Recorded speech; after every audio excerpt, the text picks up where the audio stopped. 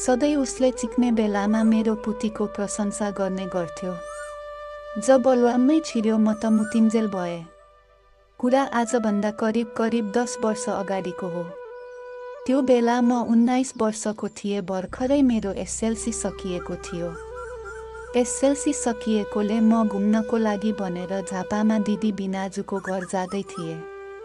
हाम्रो घर चाहिँ 5 थर हो। दिदीले केही वर्ष अगाडि झापाको लिम्बू परिवारमा बिहे गर्नुभएको थियो, तर हामी चाहिँ राई हो। मेरो एसएलसी सकिएकोले अनि फुर्सदको समय भएकोले झापाबाट दिदी बिनाजुले बोलाउनु भएको थियो। मेरो पनि एक्जाम सकिएको अनि उता झापामा दिदी पनि बिनाजुले भर्ना बनाएर पाउने भएकोले घरमा काम पनि सघाउनको लागि बोलाउनु भएको थियो।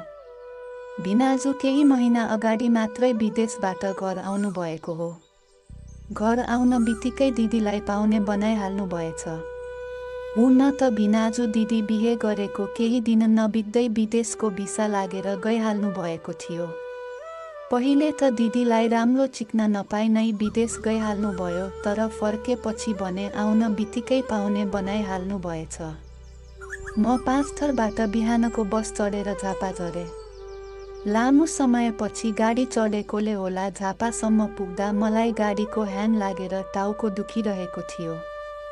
साँझको 8 बजेतिर मात्रै म दिदी बिनाजुको घरमा पुगेँ। बिनाजुहरूको खास घर चाहिँ पहाड धनकुटा हो। झापामा चाहिँ दिदी बिनाजु मात्रै बस्नुहुन्छ। दिदीले धनकुटा क्याम्पस पढ्नु भएको हो अनि बिनाजुको पनि धनकुटा नै घर भएकोले क्याम्पसमा भेट भएर बिहे गरेको हो।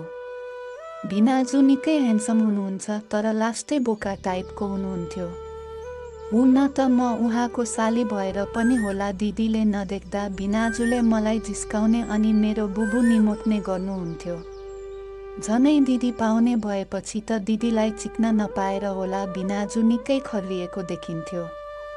जतिखेर पनि दिदीको आँखा छलेर बिनाजुले मेरो पछाडिबाट चाक घोचिदिने अनि चेस्टर तानिदिने गर्नुहुन्थ्यो। मेरो पनि बुबुको फाचोहरू एकदमै आकर्षक थियो, जो कोही केटाहरूको एकचोटि नजर परेपछि एकटकले हेरिरहन्थ्यो। अझै स्कुलको ड्रेसमा त झनै टाइट भएर बाहिरै निस्केलाजै गर्थ्यो। त्यस्तो दृश्यले त झनै जो कोही केटाहरू लट्ठ हुने गर्थ्यो।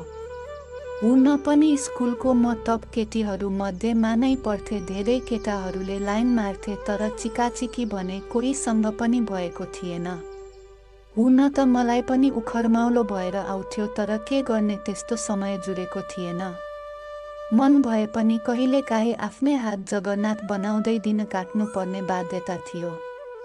19 वर्षको केटी कसलाई पो नहोला र मन साथी सङ्गीले कुरा गरेको सुन्दा नै पानी रसाएर आउँथ्यो। म दिदी बिनाजुकोमा गएको 1 महिनापछि दिदीले नानी पाइन् म गाउँ फर्कन लागेको पनि झनै त्यही बस्नुपर्ने बाध्यता आयो। दिदी हस्पिटलमा थिइन् भने म घरमा खानासाना पकाउने अनि बिनाजुले दिदीलाई खाना लगिदिनुहुन्थ्यो। एक दिन बेलुका म खाना बनाइसकेर दिदीलाई खाना प्याक गरिदिएर बसे। बिनाजु खाना लिनको लागि आउनुभयो। घरमा त्यो दिन बत्ती गएर अँध्यारोमै बसेको थिएँ। बिनाजु आएर सरासर मेरो कोठामा आउनुभयो अनि के छ सालीको हाल खबर भन्दै पछाडिबाट मेरो बुबु पो च्याप्प समात्नुभयो। म त जसम्म हुँदै छ्या बिनाजु कता कता समाउनुहुन्छ, लाज पनि नबाको बोका बिनाजु भन्दै उहाँको हातलाई हटाइदिए। दिदीलाई चिक्न नपाएको निकै महिना भएकोले साह्रै खर्रिनु भएको रहेछ। लाइन गएर अँध्यारो भएको बेला झनै बिनाजुलाई सजिलो पो भएछ। मलाई ठेलेर खाटमा पल्टाउनु भयो। मलाई उठ्नै दिनु भएन अनि हतार हतार म माथि उक्लिएर प्लिज एकचोटि देऊ न ल भन्दै बिनाजुले उहाँको निकालेर मेरोमा दल्न पो थाल्नुभयो। म नमानेजै गरी नाटक गरिरहेको थिएँ, किनकि मलाई पनि उखरमाउलो भइसकेको थियो। हतार हतार बिनाजुले बाहिरको ढोका बन्द गर्नुभयो र मेरो तलको ढोका खोल्नुभयो। मलाई त कम्ता लाज लागेन कसैले नदेखेको मेरो तलको ढोका बिनाजुले फर्काई फर्काई हेर्दा त। त्यसपछि बिनाजुले मेरो पुतीको प्रशंसा गर्दै कस्तो राम्रो रहेछ, चिटिक्क परेको भन्दै ल्वाम्मै दिनुभयो। म त त्यस्तो काम कहिले पनि नगरेकोले होला तुरुक्कै मतुन्जेल भए। भिनाजुले हतार हतार काम बियाउनु भयो अनि यो कुरा दिदीलाई नभन्नु है, तिमीले जे भन्छौ त्यही किनिदिन्छु भन्दै दिदीलाई खाना लिएर जानुभयो। त्यसपछि त पल्केको झिल्के घरी मिल्के भने चाहिँ हामीहरू सधैँ जसो मौका मिल्नासाथ काम तमाम बनाइहाल्थ्यौ, घरमा होस् या बारीको पाटामा। मेरो बिहे नभइन्जेल भिनाजुले काम चलाउनु भयो। बिहेपछि पनि 2 चोटि तोरी बारीमा बियाउनु भयो। अहिले मेरो 2वटा छोराहरू छ, दिदीको 3 जना छ। आजकल कहिलेकाहीँ म दिदीको घरमा जान्छु। भिनाजुसँग भेट भएपछि त्यही पहिलेको कहानीको याद आउँछ। हुन त आजकल पनि काम चलाउन पाए त हुन्थ्यो जस्तो लाग्छ, तर मौकै मिल्दैन आजभोलि त।